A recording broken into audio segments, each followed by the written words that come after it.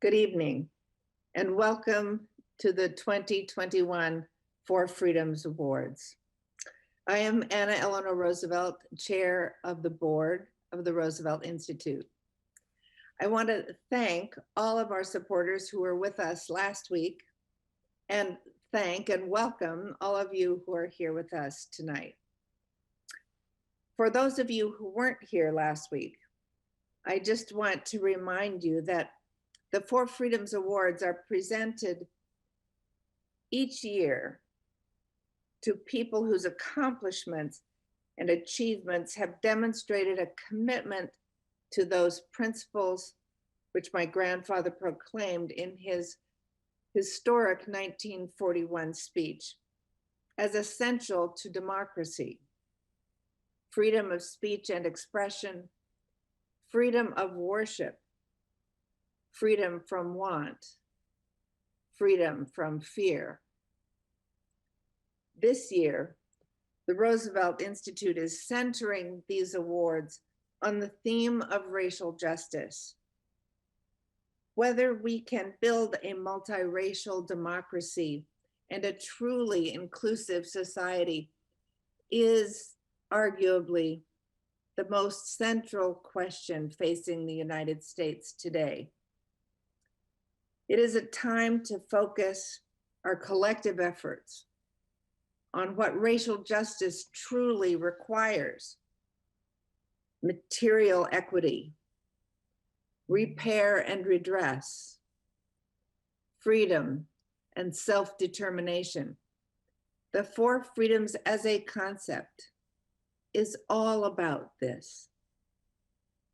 Now, tonight's laureates deeply embody racial justice through their work and legacies in the categories of freedom from fear and freedom from want. I am so thrilled that our former laureate, Cristina Jimenez, co-founder of United We Dream, will interview our incredible laureates, Deepak Bhargava and Maria Isabel Sierra, Sonia Pérez, Rubiela Correa, and Sixta Leon Barrita. So first, we begin with the Freedom from Want citation for Deepak Bhargava. On this, the 20th day of October 2021, the Franklin D. Roosevelt Freedom from Want Medal is awarded to Deepak Bhargava. In the words of my friend and mentor, Deepak Bhargava, real change requires real leaders, people with a soulful commitment to the movement as a whole, the ability to cross boundaries, and above all, who are committed to the development of other leaders. Deepak Bhargava lives by those words. In his 16 years as president and executive director of Community Change, the organization I now co-lead, he has trained and mentored hundreds of activists like myself, activists who have become key leaders in the progressive social movement. He has worked tirelessly to establish important labor community partnerships at the national level on issues including immigration reform, healthcare, and fiscal policy, and he has proven that grassroots leadership can affect real change in Washington. Deepak Bhargava brings to this work a unique set of skills. He is a formidable intellectual, a savvy political tactician, and a fearless visionary. His vision of economic justice, racial justice, and immigrant justice led Community Change, an organization founded in 1968 by leaders of the civil rights movement, into the 21st century.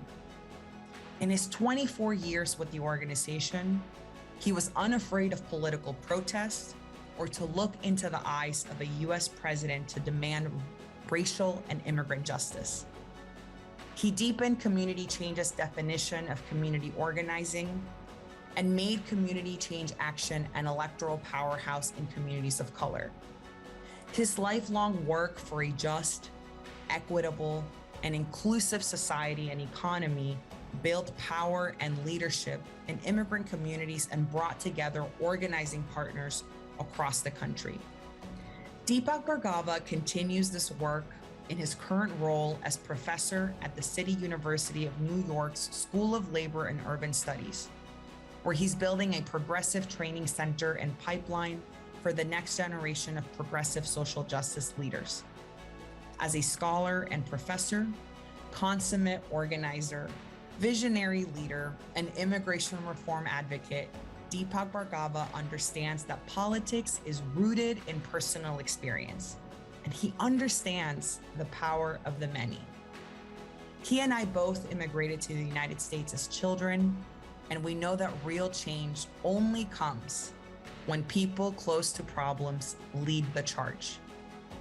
His work on immigrant justice has impacted the lives of countless people, including my own family. Deepak's leadership was instrumental in the strategy to win DACA in 2012 and DAPA in 2014 under President Obama. And his expertise and policy work on federal welfare law, healthcare, and fiscal policy has impacted working people everywhere. Quinn Delaney, our friend and former board chair of Community Change, said it best. Deepak is able to move what most people would think is unmovable through his fierce determination, integrity, tenacity, and most of all, deep care and compassion for all of us who work with him. Through his courageous and compassionate leadership, Deepak Bhargava has delivered real change in people's lives. We know the road to dismantle inequality and institutional racism is a long one, but he has shown us that change rooted in community is always possible. The Roosevelt Institute is honored to present Deepak Bhargava with the 2021 Freedom from Want Medal. Thank you for that inspiring citation, Rubiela. It is a huge honor for me to interview the incredible activist, advocate, organizer, and leader receiving this year's Freedom from Want Award, Deepak Bhargava. So let's get to it. Deepak, congratulations. This is such a well-deserved honor, and I am so grateful to be in conversation with you. You're receiving the Freedom from Want Award. And, when I think about it, your life's work has been centered on organizing communities for immigrant justice, economic and social justice. As you reflect on this award and your achievements, can you tell us what inspired you to do this work? Well, thank you, Christina. And it means more than I can say to have this coming from you and from Rubiela. My heart is really full with that. So I've always been really conscious that my life was made possible by the struggle of other people. First of all, my own immigrant parents who traveled thousands of miles and worked so hard for a better life for us. And I really feel I owe debts to courageous social movements that came before us. My family wouldn't have been able to settle in this country without the 1965 immigration law that eliminated the racist quotas for migrants from Africa, Asia, and Latin America. And that law was only made possible because of the revolution brought about by the Black freedom movement and generations of advocacy by immigrant rights activists. The first year of my tuition at college was paid for by taxi drivers. My father was a member of the Taxi Workers Union in New York City, and those workers have had such an incredible impact on my life.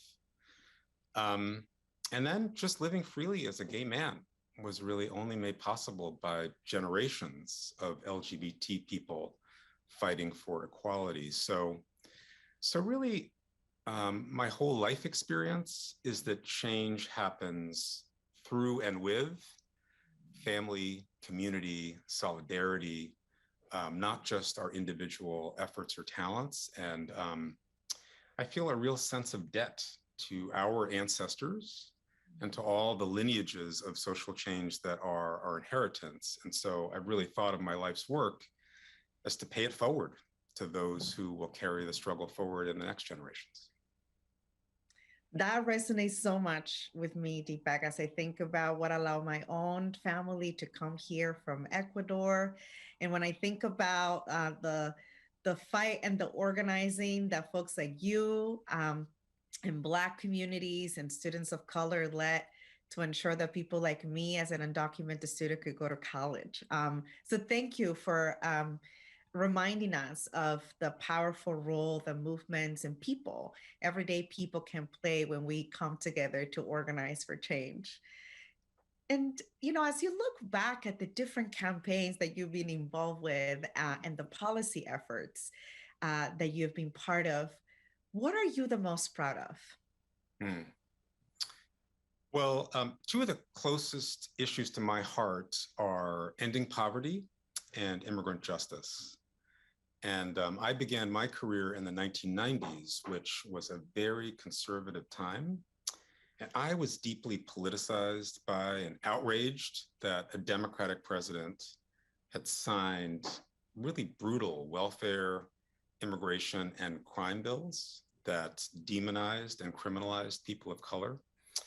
And so, to be honest, in the beginning, I spent a lot of my time defending against bad policies. But I'm also proud that we were able to play some offense in those hard times, winning expansions of anti-poverty programs like the refundable child tax credit, which helped lift millions of people out of poverty, and being part of the campaign to pass the Affordable Care Act, which has made a difference in millions of people's lives. On immigrant rights, we have won, and thanks in part to your leadership, huge policy victories at the state and the national level.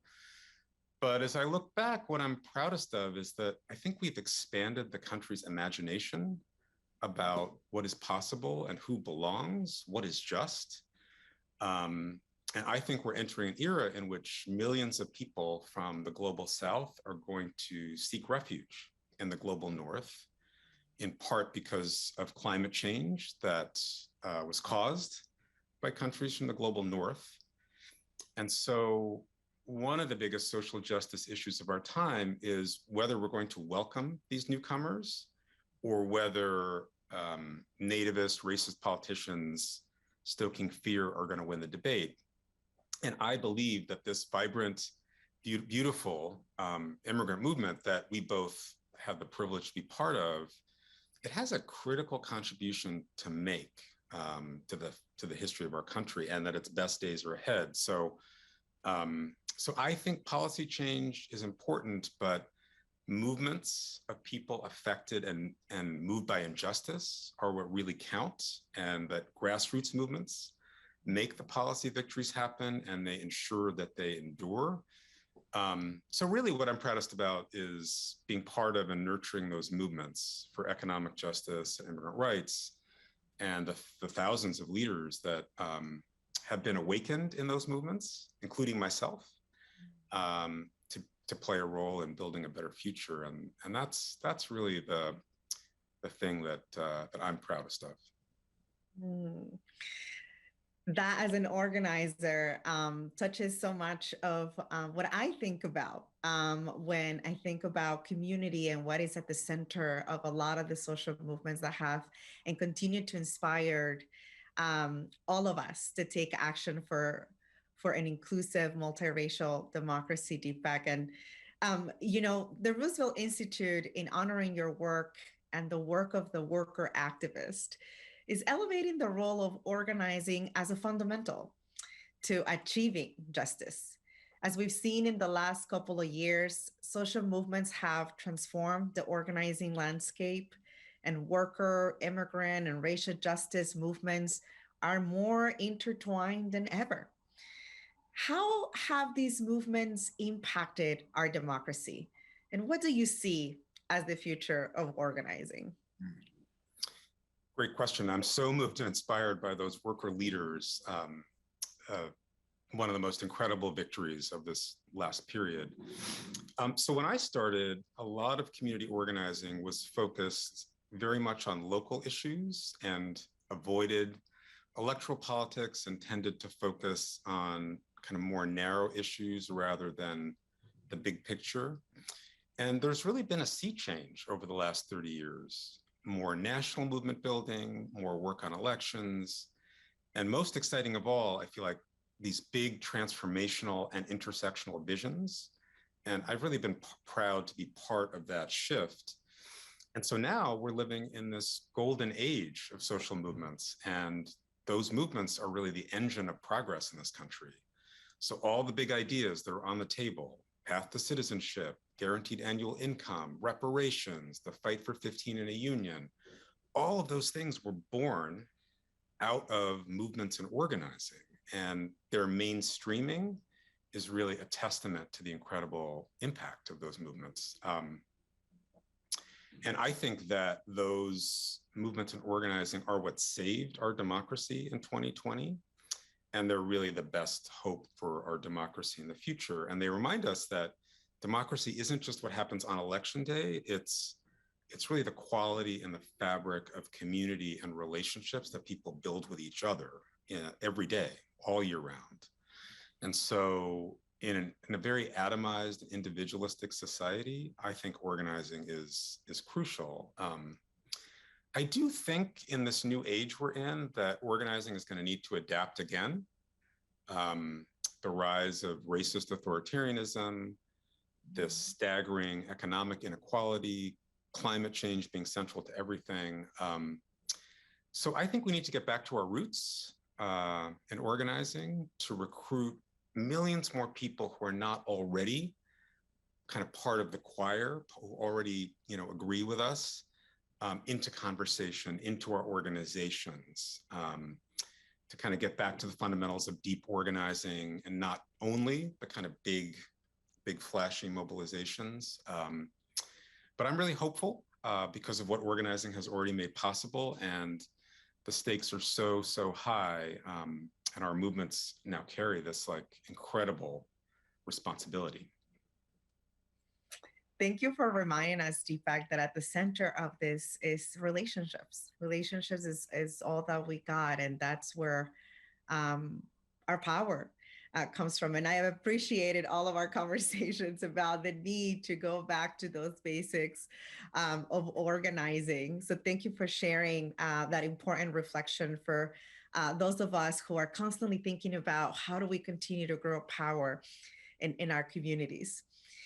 Over the last 2 decades, your work has been critical to shifting the narrative on welfare, poverty, and laid the groundwork for the child tax credit and air income tax credit in the American Rescue Plan. Huge. And this unique moment with the increased public investment in communities that are struggling during the pandemic, give us an opportunity to reflect on the New Deal and FDR's legacy. How far have we come from your perspective? And what is the role of organizers in what still needs to be done? So we've come a long, long way. And the legislation that's pending in Congress is a really huge deal. The fact that guaranteed income in the form of the refundable child tax credit is not only on the table, but is actually being experienced by millions of families right now is just astonishing progress. Just a few years ago, we were living, in the world of work requirement, of welfare reform, work requirements, and racist and sexist policies that made people who needed help crawl over broken glass to get it. And even some liberal and centrist journalists and think tanks would really mock this idea that human beings have a right to a decent income, period. So the emergence of the child tax credit, to me, represents a renewal of the best of the New Deal, but it also corrects some of the racist and sexist exclusions that were really built into the American welfare state from its very beginning. And I just want to say the real tribute here goes to the women of color in the welfare rights movement, who 50 years ago fought for exactly what we might be on the brink of accomplishing now. And it's just a very moving moment to see their work come to fruition. More generally, I feel like the idea that the government has a crucial and necessary role in shaping markets, in building a care economy, a green economy, that is the 21st century New Deal. And to me, it's just so appropriate that the Roosevelt Institute is kind of leading the way in defining what that new world should look like. Maybe the last thing to say here is I think we're just at the beginning of what's necessary. The New Deal didn't get done in 1 year. So we're going to need to win big policy change, organize to implement it and defend it, and come back for more. And the organizing of working class people and people of color needs to expand exponentially in this decade so that people really feel change, they own the change, and they're setting the agenda. And to me, the great lesson of the New Deal is that it was the synergy between organizing on the outside and the policy making on the inside that created this virtuous cycle of transformation. It wasn't a one-time event. It wasn't a spectator sport. The New Deal, millions of workers and community members were part of it. And so I'm hopeful that maybe we might see the same kind of ongoing mass engagement of millions of people that kind of creates that similar inside-outside dynamic in these next few years. I couldn't agree more with you, Deepak, that this is such a moment for hope for what movements can continue to shape and achieve. And it is so wonderful to hear your reflections of many, many years of organizing and leading movements and campaigns. And as we get into a closing here, Deepak, I would love for you to share with us, what are you working on now? Well, Christina, I'm super excited to be working with movement leaders from all over the country, like you, including you, to establish this new national leadership center for democracy and social justice. It's going to be housed here at the City University of New York, and it will focus on supporting early and mid-career leaders, people of color, women, people from low-income and working-class backgrounds, to make social change their life's vocation and to support their ability to lead our movements. I feel like we've seen how conservatives have made generational investments in their talent and in these kind of leadership pipelines, and we've seen the impact of that in our politics and in the courts. And for one thing, the movement of immigrant youth that you were a part of taught me so much, and it kind of made the point to me, along with all these other incredible youth-led movements in this country, that the generations coming up now, which are the most diverse, the most gifted, the most capable in American history, that they're really our biggest asset as a progressive movement. And so investing in them, supporting them to be organizers, movement builders, policy experts, leaders for the decades ahead, that's like the secret sauce for our movement's success. And if we're going to navigate all these huge challenges of racism, climate change, and authoritarianism, that investment's going to be the key. So, so that's the thing that's kind of my passion project, and that I feel most moved to with other leaders kind of bring into the world, because I think it could have such a transformational impact in our country. That is so exciting, Deepak, and I'm so grateful for you bringing together an amazing group of people to dream about the center and to put that dream into reality. And I know that the center is gonna start this fall. So it's really, really exciting. I want to thank you for this opportunity to reflect on your work.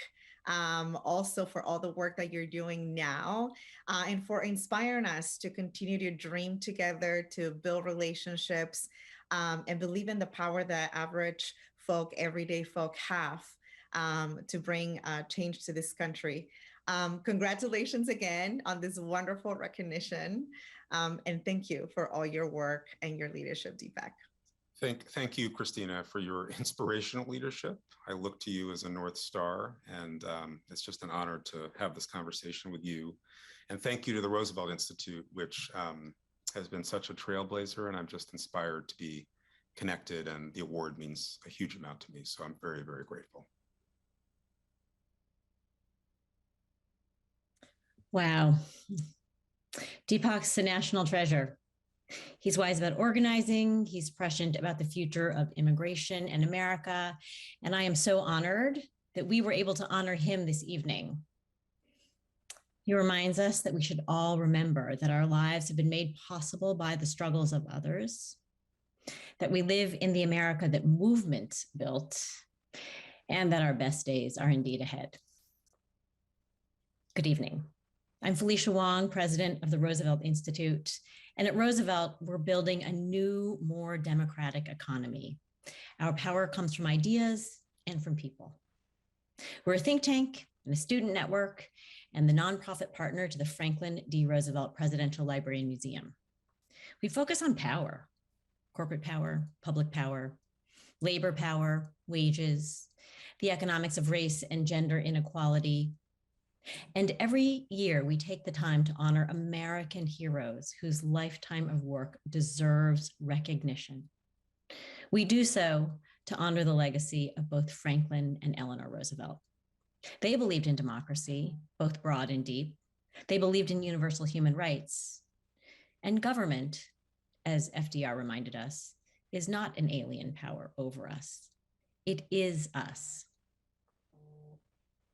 I know that everyone here is excited for our next honorees, Maria Isabel Sierra, Sonia Pérez, Rubiela Correa, and Sixta Leon Barrita.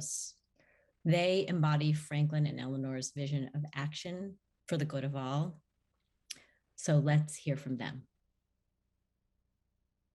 On this, the 20th day of October, 2021, the Franklin D. Roosevelt Freedom from Fear Medal is awarded to Sixta Leon Barrita, Rubiela Correa, Sonia Pérez Garcia, and Maria Isabel Sierra.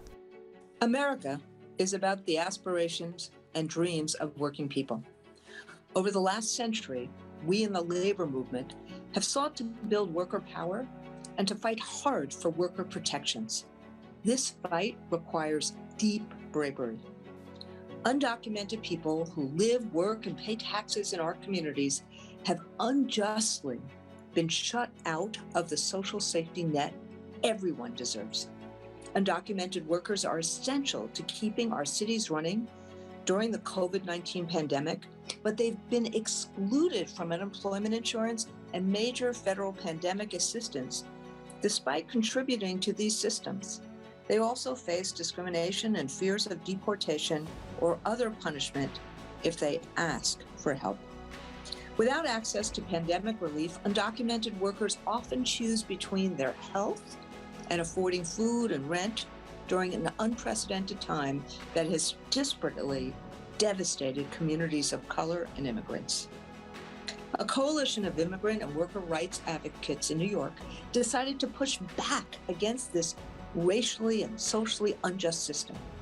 Through a year-long campaign, Rubiela Correa, Sixta Leon Barrita, Sonia Pérez Garcia, and Maria Isabel Sierra put their own safety on the line and organized to make the $2.1 billion excluded worker fund a reality in New York State. It is the first fund of its kind in the United States, and it establishes emergency income and direct cash relief for undocumented workers, including street vendors, domestic workers, and those who were formerly incarcerated. The dedication of Rubiela Correa, Sixta Leon Barrita, Sonia Pérez Garcia, and Maria Isabel Sierra to fight for the dignity and justice for excluded workers will have an impact well beyond New York. This single victory benefits nearly 300,000 undocumented workers across New York State, and similar proposals are spreading to legislatures across the United States, from Washington, D.C. to Iowa, Minnesota, California, Oregon, and Washington. Rubiela Correa, Sixta Leon Barrita, Sonia Pérez Garcia, and Maria Isabel Sierra have shown remarkable courage. In their own lives, they have survived insurmountable barriers and endured deep poverty. They bravely made the decision to leave difficult circumstances in their home countries and sought a better life for their families in the United States. Their leadership in the Excluded Worker Fund campaign exemplifies the courage to overcome considerable fears to defend the rights of undocumented immigrants, fear of alienation, retaliation, deportation, and more. Sonia Pérez Garcia has worked as a street vendor in Brooklyn for over 25 years, served Champurrado on the front lines, led community meetings, and mobilized street vendors across New York City in this fight for essential workers excluded from the social safety net. Maria Isabel Sierra, Sixta Leon Barrita, and Rubiela Correa led a 23-day hunger strike along dozens of community members in a successful campaign to establish the Excluded Worker Fund. They have amplified the voices of undocumented workers in similar situations and forced this country to recognize the workers who are essential yet systematically excluded. Rubiela Correa described the hunger strike as, and I quote, "the opportunity to do something about my desperation. The doors began to open where I could fight for my dignity, not just for my own, but for others." The bravery of these powerful activists went above and beyond winning respect and recognition for the labor and the dignity of undocumented workers. Thanks to their efforts, a new chapter in the movement for immigrant protections have begun. The Roosevelt Institute is honored to present Rubiela Correa, Sixta Leon Barrita, Sonia Pérez Garcia, and Maria Isabel Sierra with a 2021 Freedom from Fear Medal. Whoa, that was amazing. I want to thank Randy Weingarten, President of the American Federation of Teachers and Roosevelt board member, for reading that inspiring citation. My name is Cristina Jimenez Moreta, and I am honored to be with all of you tonight. I have the privilege of interviewing the 4 incredible activists, organizers, and leaders receiving this year's Freedom from Want Award. I will be asking each of them to introduce themselves and answer questions about their experiences and involvement as part of the campaign and the hunger strike to fund excluded workers. And I look forward to all of us learning about their inspiring journeys and how all of us can support the fight for worker justice, immigrant justice, and racial justice in the months and years to come. We'll be conducting this interview in Spanish, and we will provide English subtitles for folks who don't speak Spanish to follow along. So thank you again for joining us. And it is a true honor to be speaking to these leaders who just won a historical campaign for all excluded workers in this critical time. So let's get started. Sixta, Rubiela, Sonia y María Isabel, felicidades por este reconocimiento.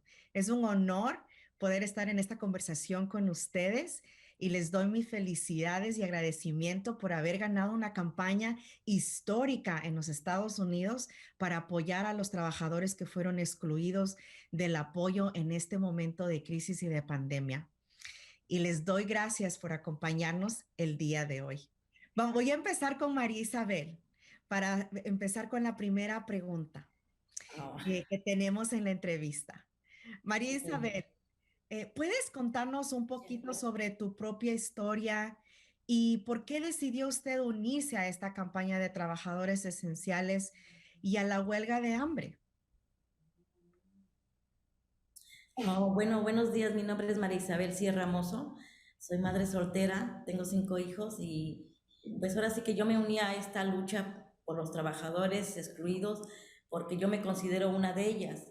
Y yo tengo mucha familia, tengo hermanos, tengo a mi madre y ahora sí que sin querer queriendo llegué a esta lucha por una invitación de una amiguita y ya estando aquí yo vi la diferencia de lucha que estaban haciendo y pues me gustó y digo pues voy a hacer la diferencia entre mi familia. Y esta lucha que estuvimos, la huelga de hambre que fueron 23 días, nos costó mucho trabajo, mucha decisión de no pensar en la comida, pero al final de cuentas lo logramos. Y pues aquí seguimos luchando y no se ha terminado todavía esta lucha, vamos a seguir más adelante. Así es, María Isabel. Yo sé que hemos estado empujando al estado de Nueva York para que cumpla su promesa de la campaña que se ha ganado. Y yo quería que todos los que estamos participando en la conversación hoy aprendan un poquito de qué es lo que podemos aprender del éxito de esta campaña que ha resultado en un fondo de 2.1 billones de dólares para los trabajadores excluidos. ¿Qué es lo que podemos aprender? Yo digo que hay que seguir luchando porque si no se logra con lo que estamos haciendo, pues hay que seguir haciendo más lucha y seguir animando a la gente que se una porque entre más unidos somos, pues yo creo que se va a ganar porque con unos poquitos no se va a poder, ¿verdad? Porque somos muchísimos, no solamente mexicanos, habemos de todas las nacionalidades y pienso que tenemos que estar unidos todos para que podamos lograr el éxito que queremos hacer para todos. Muchas gracias por compartir esa lección, que unidos traemos la fuerza y solamente unidos vamos a poder ganar. Muchas gracias por compartir eso con nosotros, María Isabel. Y pues vamos a seguir hablando, ¿no?, de la campaña con las otras compañeras aquí.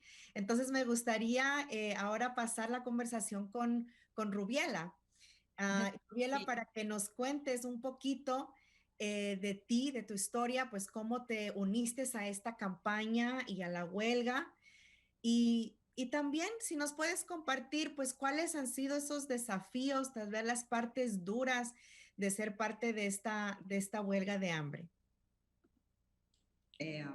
Buenas tardes, buenos días.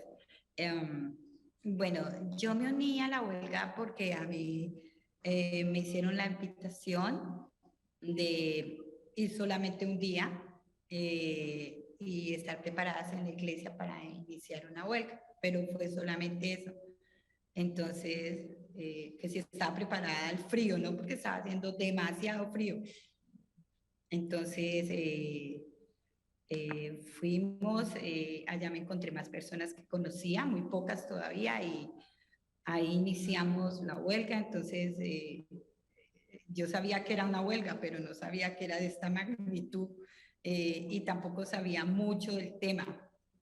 Entonces aquí ya empieza a transcurrir un día, 2 días, 3 días, 4 días y ya empieza a llegar más personas de diferente cultura y ya empezamos a hablar del tema más a fondo, ya empiezo a aprender todos los derechos que teníamos como inmigrantes porque yo no sabía los derechos que teníamos.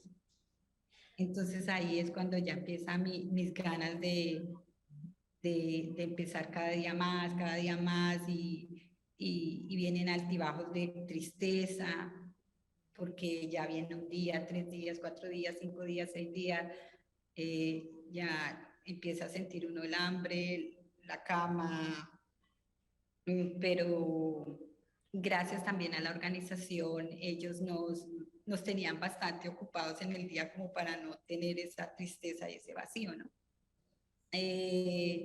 Empiezo a conocer los derechos que teníamos y empiezo a valorar lo que somos, empiezo a saber las discriminaciones que yo he tenido, ya le veo sentido, ya empiezo a aprender cada día más de todo este movimiento y de lo que estamos haciendo. Entonces aquí empieza mi organismo en el día 15, 16, 17, entonces ya me duele el estómago, ya así hasta que ya como que las ganas de luchar y estar ahí siempre en la batalla, eso me hizo sentir muy emocionada y ya completamos los 23 días y ahí empieza la alegría, el triunfo, saber de que pudimos hacerlo y que todo lo que nos propongamos nosotros como inmigrantes, así no tengamos documentos, lo podemos hacer en este país. Podemos aprender muchas cosas. Conocí muchas culturas, muchísimas culturas. Aprendí mucho. Si me ponen a repetirlo, lo hago. Ahora estoy aprendiendo mucho porque siempre he ayudado a las personas, siempre desde pequeña me ha gustado y ahora estoy preparándome, estoy haciendo talleres para poder aprender a ser una buen líder. Y pues sí, creo que voy a seguir en el camino de ayudar a las personas indocumentadas y de eso se trata, de aprender y hacer todo el estudio que necesite, porque es de estudio, ¿no? No es solamente irme y pararme ahí, es de estudio y esto. Y ahí estamos y feliz de lograr esto que jamás se había logrado, ¿no? Imagínense, y, y recibir esta ayuda para mí ha sido pues maravillosa. Yo nunca había tenido tanto dinero en mis manos, así como, entonces ya recibo este dinero y ya empiezo a pagar mis cosas, a ayudar a mi familia, y hacer como mi sueño realidad, porque ya tengo dinero, pues no es mucho, pero es mucho para mí, ¿no? Entonces ya puedo ayudarle a mi hijo, ya puedo tener como un poquito de sueños, porque va a comprar cosas que yo quería hacerlo. Y ahorita para adelante y quiero viajar y quiero ayudar y quiero hacerme una buena líder y en eso estoy preparándome. Qué bonito, Rubiela, qué bonito por compartir con nosotros esos momentos difíciles de que uno como líder, como ustedes, pues han puesto todo en el campo de batalla, sus cuerpos, sufriendo esa hambre, pero fue ese deseo de la lucha y de ganar por todos los trabajadores que pues las mantuvo ahí. Muchas gracias por compartir tu historia y por compartir pues estos momentos también difíciles, ¿no? De ser parte de una huelga de hambre. Eh, yo quisiera escuchar un poquito también de Sonia. Entonces la siguiente pregunta para Sonia es, pues igual, queremos saber cómo te involucraste en esta campaña y que nos comentes un poquito de ti, de tu historia. Y pues como inmigrantes, madres y activistas que luchan por la justicia y la dignidad, ¿qué significa recibir esta medalla de la libertad del miedo, Sonia? Bueno, mi nombre es Sonia Pérez, soy mexicana, soy del estado de Morelos, soy madre soltera. Y cómo me involucré en todo esto del activismo, es muy bonito saber que hay otras personas que como nosotros sufrimos demasiados desafíos en este país y tenemos que demostrar que la gente viene por necesidad a este país a sacar a sus familias adelante, a ser la mejor parte de ti y demostrarle al mundo entero que nosotros como inmigrantes somos la fuerza más importante en este país. Y en esto, lo más bonito que he sentido ahora es de saber que la fuerza del inmigrante tiene gran poder en este país y saber que tú puedes ayudar a otras personas de tu comunidad, que sin temor al miedo, sin temor a desafíos, nosotros somos lo más importante en este mundo y en este país para saber quiénes somos y cómo podemos demostrar nuestra fuerza ante todo el mundo sin temor a nada. Y que me siento honrada y bendecida por recibir este gran premio que nunca se ha logrado en otros países, en otros lugares, de demostrar que nosotros como mujeres somos la fuerza más fuerte que hay. Nada de estigmas que los hombres son más fuertes o que las mujeres no podemos hacer trabajos. Nosotros somos más fuertes.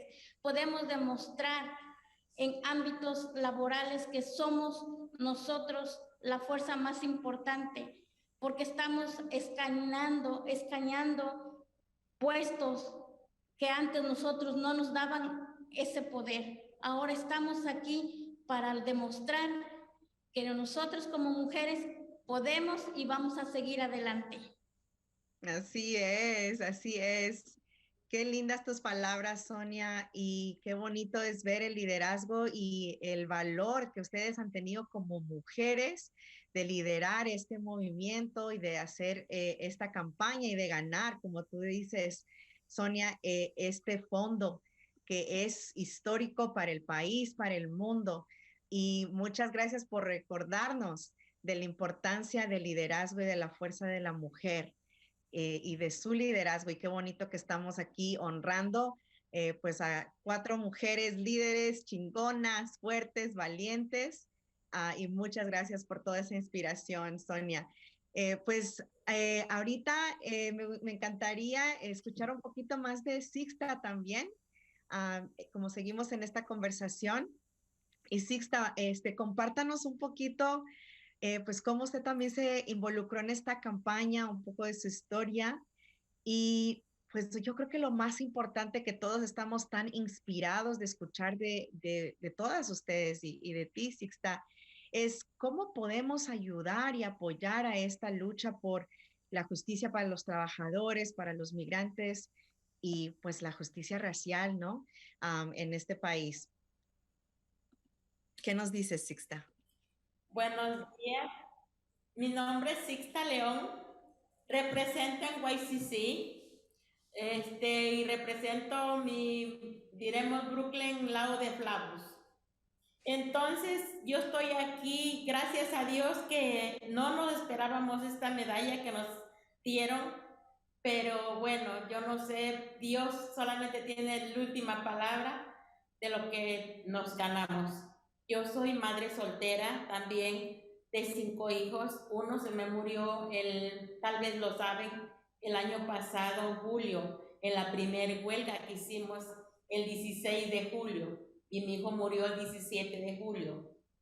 Entonces, eso es mi meta, de tener, diremos, somos millones y millones de madres solteras. Nosotros somos la fuerza. No, como diremos ahora, hemos aprendido como madres solteras, hemos aprendido mucho, porque no nada más los hombres, también los hombres, claro que también los hombres valen mucho porque también son padres solteros, lo que no lo dicen por pena, tienen vergüenza, pero yo soy una de ellas que me uno a ellos, porque cuántos y cuántos hombres quedan con puño de niños y las mujeres, diremos, dejan a los hombres por otro hombre que no vale la pena y a la larga quedan solas, sin hijos. Pero yo me uno a esos hombres también que son luchadores. Y nosotros representamos, digamos, a todo el mundo en general. ¿Cuántas y cuántas madres tienen miedo de apuntarse para este fondo? tienen miedo porque piensan que no van a aplicar porque reciben welfare o reciben cupones de los niños. No, esto se luchó porque, diremos, fuimos fuertes, tuvimos ahí en la huelga de hambre. Yo supuestamente nada más fui por una semana, pero no, yo aguanté 16 días. Pero gracias a Dios que se ganó y yo estoy bien orgullosa de nosotros mismas, que fuimos unas líderes luchadoras. Sí. Y bueno, y por el racismo, ¿cuántas y cuánta gente no hemos recibido racismo? Todo el mundo ha recibido racismo, hasta de los mismos patrones, porque juzgan al mexicano, juzgan mucho al mexicano porque somos luchadores y no nada más el mexicano. Yo creo que acá este es país de todo. Yo dije yo que sin emigrantes no es Nueva York. Y gracias a Dios lo logramos. Así es. Y Sixta, ¿qué es lo que tú nos pides a todos nosotros que hagamos para seguir apoyando la lucha de ustedes? Vamos a seguir. Y yo quisiera que se lograran los papeles para todo el mundo, porque si no lo merecemos. Yo tengo 33 años en este país. Mi hijo, el que se me murió de 30 años y duró conmigo 28 años. Pero aquí estamos. Y vamos para adelante. Si viene otra huelga de hambre, nos preparamos para seguir otra huelga de hambre. Claro que sí.